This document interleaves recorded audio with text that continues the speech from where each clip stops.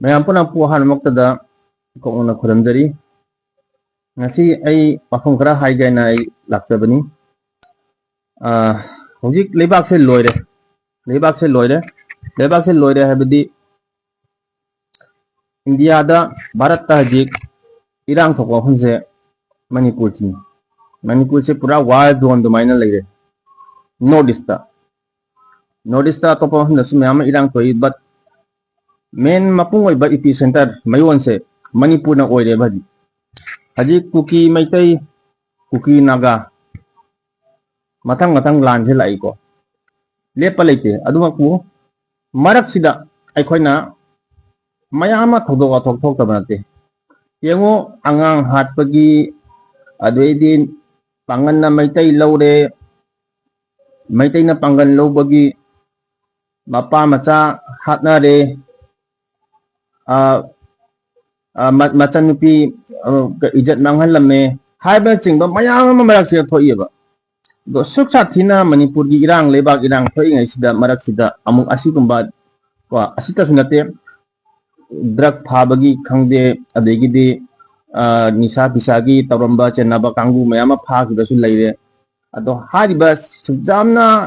leibak se santi leitiba imaimben angang nupi satra narol mayam magi mapunsi hayang kari oini haiba tambangam dana leiriba charang rana leiriba awawa mesa kya khangaga leiriba charak sida nong magi lepana haidi crime gi obe thabak kaya samasta nong malepna thokko lepte ado hojik meitei amasung kuki me gi tang ahum 2023 dagi irang se thokre da thokhiba irang se tasengna asigi marumda central government gi yamna chawraba khut ama lai Manipur daga sanafal het thokkhibada mani kuki gi mapangan loire ani subada hojik amuk naga rombe injan bagi maram jina karino habada ngasagi meitei ga naga ga pullaga Manipur gi sarkar gi mathakta mayama chatharakba sarkar gi mathakta pressure kaya lakase asi se ngasagi jati ani se khaidok hi taragadi mapangan sonda rakanina aduna Manipur da lebe lomi singse thugaina muk plan silakpani ba asomda naga tarukhe justice piba loidri asiga muka kai tauri meitei ga naga ga asi chinghaina bagi jemu nahan kuki taruk hat ki bagi sorry naga taruk hat ki bagi kaino achumba wild do pb waidana mayamna elomi mayamna taksali ko asigi chedak sida meitei dagi kuki on ki ba misak ani do karigi makhoi ani karigi naga taruk hat para chanaba mi ani phare haidana makhoi ani kari han puthorai na phone line da atai mari duna kai ta thage ba hari pau pha bangam je kai gino ani ba phang ma di ama su phao nongal ga phao ba minini matong do su phao ba ko ado aina haije ningbadi asumaina communal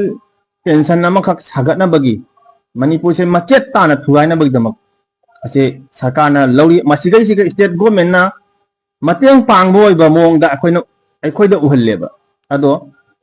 majority oina leiriba meitei na CM leiriba CM gi power magi mating do chap phuwa pangam dise mase kari maram gino haibase miam puna na hangba wahang ne ba thamoi da omchang leiba wahang ne ba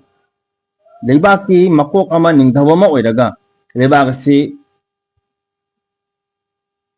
shanti propangam da baise oithoi da kano ne ba state puna makta ahan bada state amada irang thokpa natragana maihau lan ho thokpa natragana irang thokpa matamda state ki mechanism kaya se sijinaraga state to masagi leibak maram duga state ki chief minister duna mapi mapa oriba singduna hana irang laksan duni ngamda kandani NI da sinaba aduda sinaba central da aduda mayama leikre state puna makta jengyu ba akhoi di karigumba ma tawajade mamoyam thosu angang ka apasu NI ama tarasu NI state की law enforcement लेजिंग कदाई चटखगे हाइबदो मदुनियबा wild life मीगी याका यंगा मीगी order ngairaga leibagi type ta e tawni tawdi मीगी मचा सिराबा मवा सिराबा मचिन मनाव काइनरागा ममा मपा खाइना खाइनरागा आई तौरी आई ngangi आई हाइना तवन लेरगा जाब्रा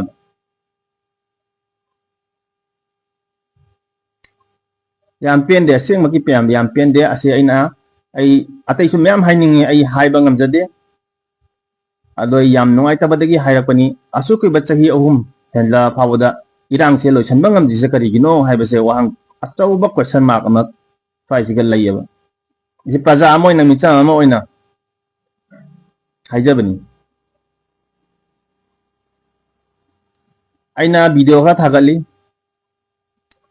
वीडियो से आइना खा शेयर तौबसे कमेंट मैम लाइको आई कमेंट ngasi फावदा आई लोइना पाबा ngamdri अदो कमेंट खा लई अदो आई सोइदना पारकनी आई मदुई मतंग वीडियो समकनी मैम ngasi गिदी आई लोसिनजरे थैंक यू मैम